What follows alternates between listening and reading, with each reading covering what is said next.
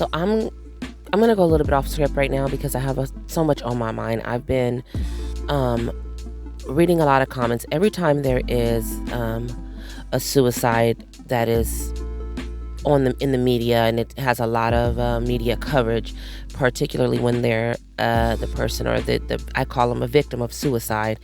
A lot of people will have something controversial or something to say about that, but it is a victim of suicide. You lost your battle with a disease that is very dangerous, that is very life-threatening, and you lost your battle. And so, nonetheless, be it a victim of suicide that is a celebrity or otherwise, I noticed that the comments, and I hate to even focus on those few they're not a few, they're actually very many negative comments blaming the person who lost their battle for their selfishness. I have had a lot of people that were in my village, my immediate circle, the people around me, that would say this to me. Now, I speak very openly about my own battles with mental health. I speak very, very openly about my own battles with suicidal thoughts. I have had 2 very close brushes. Well, one was, I won't say an attempted suicide because I didn't attempt, but the plan was in place and I was moving towards the plan. And there was something that I was actually pregnant when this was happening, and my unborn baby, who is now my 15-year-old son, I felt him kick, and that's what literally saved both of our lives, is me remembering. Because what I want people to understand, when you are at the point where you have decided death is better than anything that I could do here living, people say, well, how come you couldn't see how you were going to be affecting the loved ones? Or how come you couldn't see? You can't see anything, because there is a level of darkness that, unless you've ever been there, imagine being at the bottom of the depths of the ocean, the ocean floor, and then that ocean floor be in the bottom of a cave, and then that cave be at the bottom of a volcano. The level of darkness that is surrounding you when you are in that state, it is not a darkness with regards to vision. It is a darkness with regards to your inability to see that there is anything left in life. There's no life left for you at that stage. So, that being said,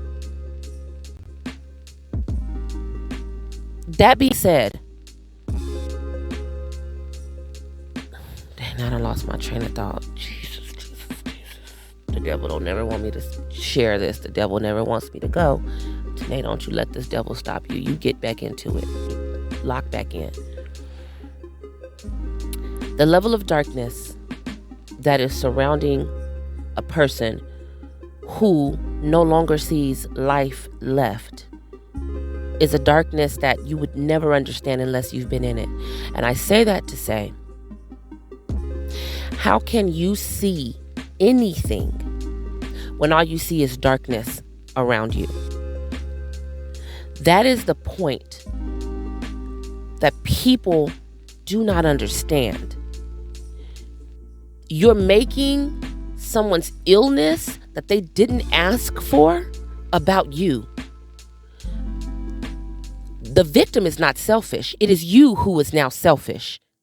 We do not go to any other person who is battling any other life-threatening disease and tell them, you lost your battle with this life-threatening disease that you also didn't ask for, but you were selfish because you didn't think of me. We don't fucking say that, because that is ridiculous.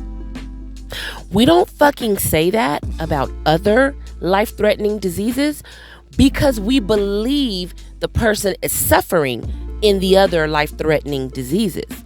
With mental health, particularly depression, as that is typically the one that leads one to suicide, although there can be others that can cause this as well, but depression is typically going to be connected with the person who has committed suicide. Okay, so the reason we don't acknowledge the person with depression's pain as pain is because we don't believe that they are in pain at all. Americans, and particularly, I'm going to speak about Americans because I don't know about other cultures. I don't know about other countries. I don't know about that. I can only speak about what I know. And what I know is here in America, and in particularly Black Americans. Again, I am speaking from a first-hand generational experience, okay? Typically, we don't even believe that mental health, anything, is real. And I mean anything. Now, maybe if there's a issue or a mental health illness that you can visibly see that would cause a delay, if someone has, is on the autism spectrum and has a really severe form of autism that you can visibly see how it is affecting them. Maybe it is affecting their ability to speak, their ability to, they call it nonverbal. Maybe they can't. There's so many different levels of the autism spectrum. Maybe in that case, maybe Black Americans will acknowledge that there's something there.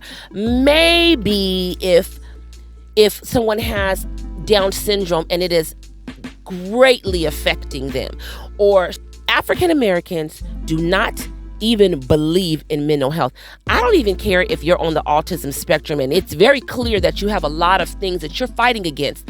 In the Black community, you want to know what we call that? Oh, that baby just touched. That baby touched. That baby fine. That baby touched.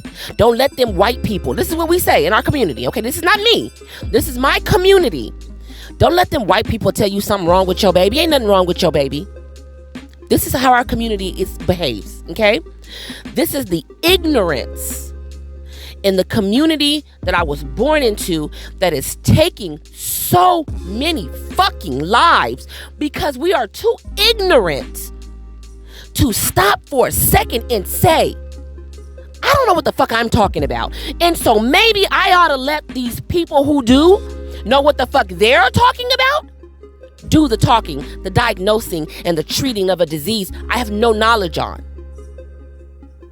Could you imagine all y'all family come into the intensive care unit? You've been diagnosed with a terminal illness of some sort. You are on your deathbed. You are as close to death as death can get. The door to death is here. You're there, okay? You're there. And your family come in, all of them, however many cousins, aunties, grandparents, your parents, siblings, all come in and say to you, girl, don't let them white people tell you this. You don't let the white people tell you this. And then you die. Then what? Because you didn't want to take the treatment of them, quote unquote, white people. And so now what? Now everybody's standing around. Oh, I didn't know. Oh, I didn't know how serious it. And that is the shit that bothers me the most. Is because we do this thing of, I didn't know they was going through something. Oh, you never know what somebody is going through. You could know what somebody is going through if you would shut the fuck up and listen instead of talking so goddamn much. Shut up. Somebody comes to you and says to you, I am struggling. I am in a place of darkness that makes me feel as though I don't want to be here anymore. If your response is to say to them, and I'm going to give you some of the responses that have been said to me. Girl, everybody got stuff going on in their life. You better push through that. Girl, we don't claim that. Oh, and don't be Black and then also be Christian and then have Christianity be deep in the roots of your family, which in majority of African American families, Christianity, if not some other religion, is always going to pretty much be found. I know I'm not, you got to say with these internet people because everybody ain't the same. Think about your village. And when I say village, that's why my whole channel was about my village. My village has no elders. There are things that I had to be forced to learn on my own because I had no elders to guide me through the majority of the toughest things that I've ever faced. My village didn't have no elder to guide me. So when I say the word village, I mean your aunties, your uncles, your cousins, your parents, your grandparents, godparents, neighbors, friends, teachers, whatever is around you that has played a significant role in your life, that is a part of your village.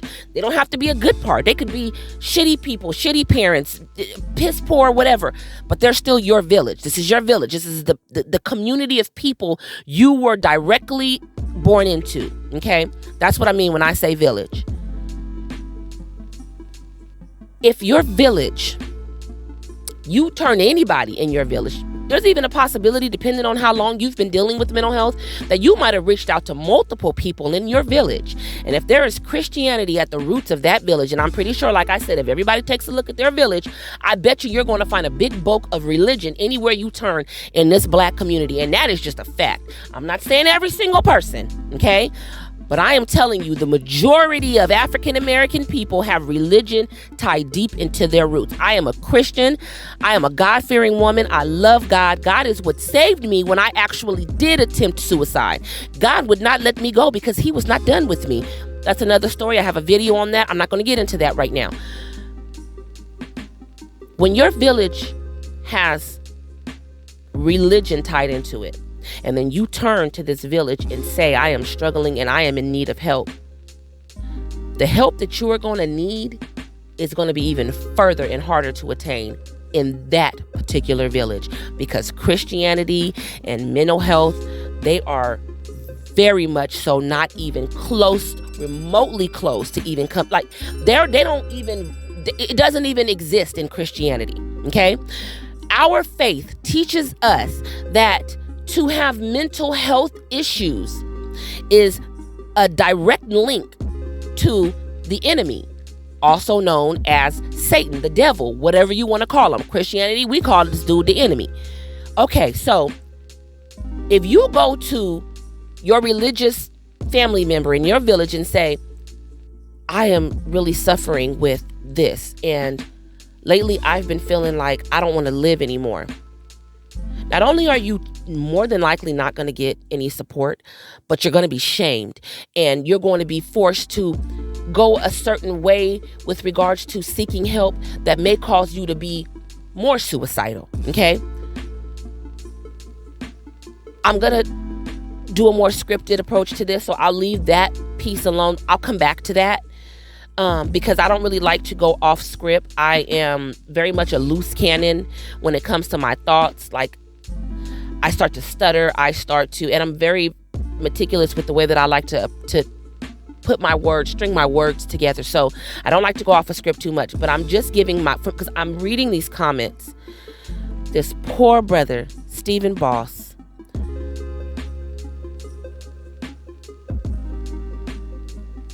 I'm reading the comments on the internet, and I'm trying not to do that, but I've been going into the comments specifically almost just to spam the comment section to say, for the people that are in these comment sections that might be feeling like he is feeling, you may not know that there is help for you. You may not know that as dark as things are right now, there is light on the other end of this. I can tell you where to go. I'm not a mental health professional. I have had no formal mental health training. I am just a person who has had a very long battle with depression. I have had 2 times where suicide was my plan. One very close. Like I said, I was literally in the process of completing this mission. The second time I did attempt and ended up in the psychiatric hospital for a week. So, I mean, I have a history with this. I have a history with understanding what my village, what being raised in the village that I was raised in, how it affected me and how it affects so many other African Americans who are battling certain mental health issues and it's not seeking help because we don't know that we can get the help. And so I'm trying to, like, if I could save one life, if I could get one person to break up with this toxic relationship we have with mental health, and then that one person goes and tells somebody, and then that person goes and tells somebody, it's like one of those, It's the littlest things that could save so many lives. And so I'm in the comment sections like, you guys, please, I have resources. I'm here. Reach out to me. Oh my God. Like when I was in my darkest space, I just needed to know something so simple. And I always say this whenever I'm speaking on this topic, which is you are loved and you are needed. Because those are two things that I didn't know I was. It's not about not knowing, like I have children. Even if nobody else loves you, when you have children, children's love is so pure and unconditional when they're small. I mean, I know that people can have, relationships with their adult children, but I'm talking about young children. Young children's love is so pure. I knew that I had the love of my young children. It wasn't about not knowing that. But humans need more than just to know that these people that are relying on me love me. Yeah, I know that. But I'm talking about the greater love of everything and everybody in my village. I felt I didn't have nobody. So just to be reminded that I was loved once I had already attempted the suicide. If I had have had that before, the suicide attempt, who knows how that day would have played out. I also say you are needed. Because I never understood that I was needed. Yeah, I know my kids need me. I'm married and my husband needs me. And, yeah, I know that. But I'm talking about needed in the grand scheme of God created me for a purpose. Every single person on this earth was put here for a purpose. God had a greater plan for us. I didn't know what my plan was then. I didn't know what my purpose was then. And so it made me feel like I don't need to be here. Because if my only reason for being here is suffering, I don't need to do this. And that's how I felt in that moment. So I always tell people, you are loved, you are needed. And the third thing is that I am here. I know I am a stranger, but I am a pure-hearted. My heart is nothing but pure love and support and non-judgmental and the willingness to serve. God put us all here to serve. We are to be of service to others. My service to others, what God needed me here. What God needed me here to do was to tell my story so that others could be blessed by my experiences. My experiences and my suffering was for nothing. It wasn't for nothing. It was all a part of the greater scheme of things. And so I always tell people, you are loved, you are needed, and I am here. And I say that because I mean those things from the very bottom of my heart, from the depths of my soul. I mean that. Because I've been in that darkness, that place where dear brother Stephen was in. I've been there. And if there was just one me for me at that time, I would have never even attempted suicide. Because every attempt is life-threatening because you don't know if you're going to survive it or not. And so I'm not going to edit this at all. So I'm not taking anything out. I already have a lot of projects that I'm sitting on right now. So if it's all crazy, I don't know what to tell y'all. I'm not editing this one at all. I'm just going to leave it as raw form as it is. I'm not even going to listen to it. I'm going to upload it and it's going to go in my video and that's just going to be that. But I say all of this to say, reading those comments are exactly the reason why we have so many victims of suicide, particularly in the Black community, because we are drenched in ignorance when it comes to mental health. A big part, again, I'm just speaking about my country. I don't know about other countries, other cultures, and how they approach mental health. I can only speak to my own experience. Americans have a very toxic relationship with mental health, and Black Americans and then Black Christian Americans are even worse. This ignorance is dangerous. It's deadly.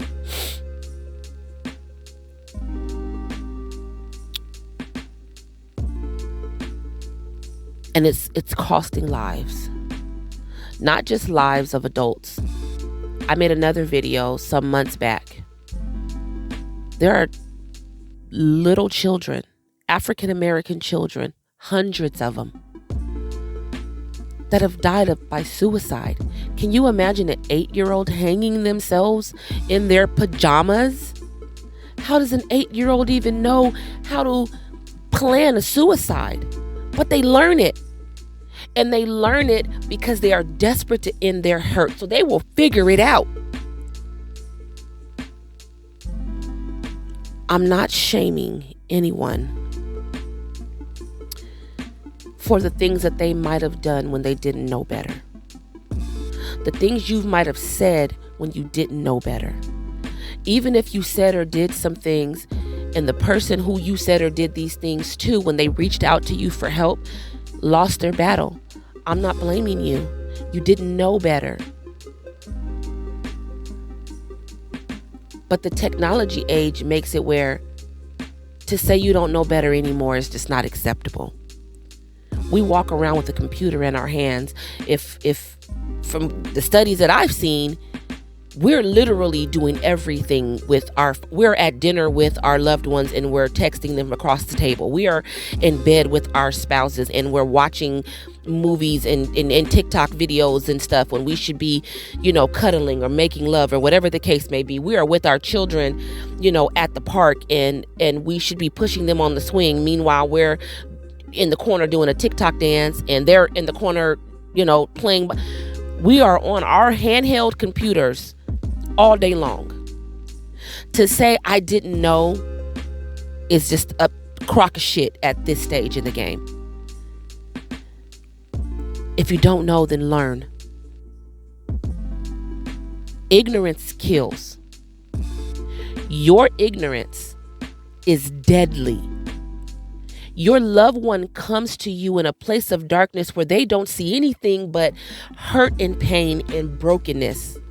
And you say some stupid shit to them. And then they don't turn to not only you, but no one else. Because they don't want to repeat whatever feelings you caused with your ignorance. At that point, then you are just equally as acceptable to this person's death as anybody else. And I'm going to say it. I don't give a fuck who gets upset about that. You need to sit in that. Now, if you don't believe in mental health, fine. If you don't believe that depression is something that can just be shaken off, fine. If you can't say something that is going to be life-saving for this person whom you claim to love, if you can't be of some sort of support for this person whom you claim to love, at the very least, just be quiet. Don't say shit.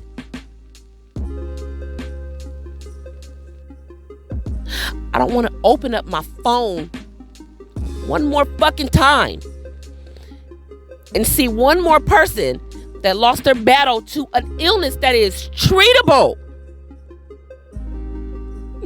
All because they didn't know that they were loved and they were needed and that somebody was there for them.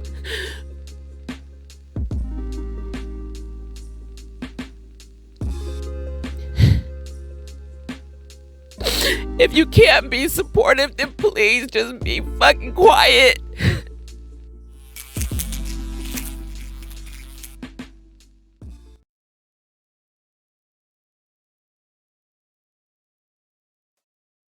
Since you're already here, you might as well watch another video.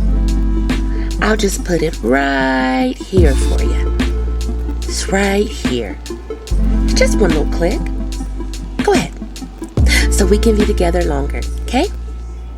Alright, I'll see you in the next one. Bye.